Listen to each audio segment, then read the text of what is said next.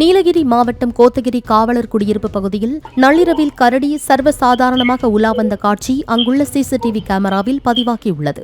நெல்லை மாவட்டம் திசையன்விளை அருகே புலிமான்குளம் செல்லும் அணுகுசாலையில் உலா வந்த கரடி பொதுமக்களை பார்த்ததும் திரும்பிச் சென்ற வீடியோ வெளியாகியுள்ளது.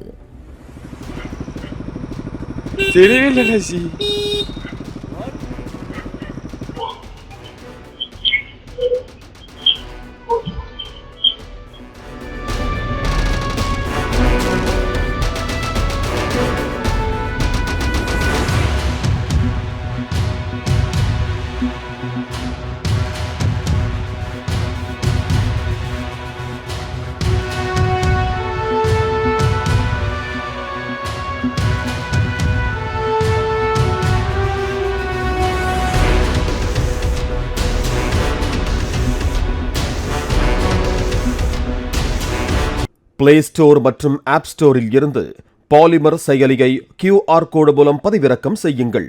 செய்திகளை உடனுக்குடன் பெறுங்கள்.